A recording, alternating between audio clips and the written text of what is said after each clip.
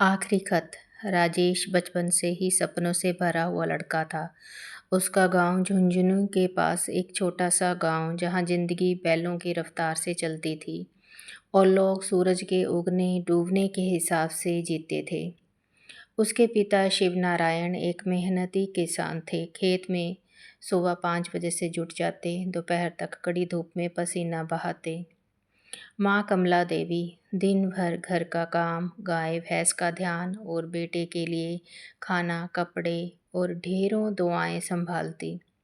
राजेश पढ़ने में अच्छा था। गांव के मास्टर भी कहते, इस लड़के में दम है, बड़ा आदमी बनेगा। माँ की आंखों में हर बार उम्मीद चमकती और पिता के चेहरे पर चुपचाप एक मुस्कान आ जाती। बेटा, तुम बड़ा अफसर बन जा। हम तो खेतों में ही मर खप जाएंगे, पर तू हमारी तरह मत जीना। राजेश को शहर भेज दिया गया। शहर की रफ्तार और गांव की धीमी चिट्ठियां। शहर में आकर राजेश ने जी जान से मेहनत की। दिन में कॉलेज, शाम को ट्यूशन, रात को होटल में बर्तन धोना। माँ के भेजे 500 रुपये में वो जीना नहीं चाहता था। वो चाहता था कि जल्दी कुछ बन जाए ताकि माँ बाप को आराम दे सके। धीरे धीरे किस्मत ने भी साथ दिया। नौकरी मिली एक बड़ी कंपनी में। अच्छा पैकेज, ऐसी ऑफिस, सफ़ेद शर्ट और चमकते जूते। अब राजेश के चेहरे पर आत्मविश्वास था, मगर उसकी आंखें हमेशा पुराने खेतों को ढूंढती रहती। माँ के खत कभी कभी आते, टेढ़े मेढ़े अक्षरों में सादगी से भरे होते। बेटा, खेत में इस साल पानी कम था, पर तेरा पापा कहता है राजेश की नौकरी लग गई है, अब सब ठीक हो जाएगा। तू चिंता मत करना, बस जब वक्त मिले तो आ जाना, हम तेरा इंतज़ार करते हैं। राजेश जवाब देता, बस माँ, इस बार प्रमोशन मिल जाए फिर लंबी छुट्टी लेकर आऊँगा। हर बार यही जवाब, और हर बार माँ की आंखें डाके की राह ताकती। वक्त नहीं रुकता और ना ही बीमारियां। एक दिन माँ का खत आया, पहली बार कंप कपाते हाथों से लिखा हुआ। बेटा, तेरे पापा की तबीयत ठीक नहीं रहती, खांसी बहुत बढ़ गई है। डॉक्टर ने दवा दी है, पर दवा से ज़्यादा तेरे लौट आने की ज़रूरत है। राजेश ने सोचा, बस अगले महीने चला जाऊंगा, अभी लीव नहीं मिलेगी, बॉस नाराज़ हो जाएगा। वो नहीं गया। कुछ महीनों बाद एक और खत आया, इस बार सिर्फ 3 पंक्तियाँ।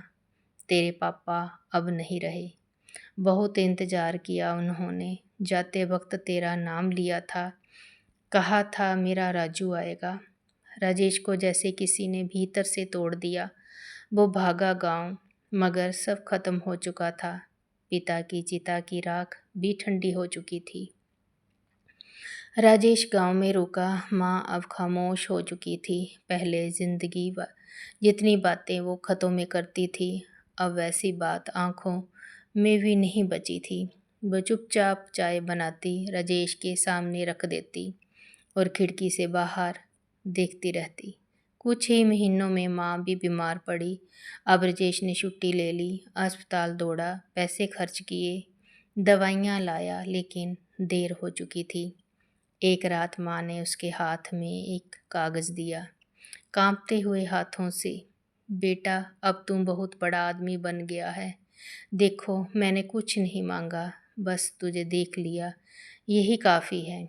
अगर 2 साल पहले तू आता तो तेरा बाप भी तुझे देख लेता।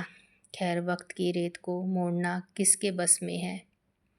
अब तो खुश रहना और किसी को थोड़े दिन बाद कहकर टाल मत देना। किसी दिन वही थोड़े दिन आखिरी बन जाते हैं। राजेश ने माँ को खत दिया और शायद खुद को भी सबक। अब राजेश ने के पास एक बड़ी कार है, एक बड़ा घर है और ढेर सारे खामोश कमरे हैं। दीवार पर लगी तस्वीरों में माँ बाप मुस्कुराते हैं और एक दराज में वो आखिरी खत आज भी रखा है, थोड़ा पीला, थोड़ा फटा हुआ, लेकिन हर शब्द ताज़ा। कभी कभी राजेश उसे पढ़ता है और खुद से एक ही बात कहता है, सपनों के पीछे मत भागो, इतने की हकीकत तुम्हारा इंतज़ार करते करते मर जाए। तो कैसी लगी आज की आपको स्टोरी? वीडियो आपको थोड़ा-सा भी अच्छा लगता है, स्टोरी पसंद आती है तो वीडियो को लाइक, शेयर और सब्सक्राइब ज़रूर करें। Thank you.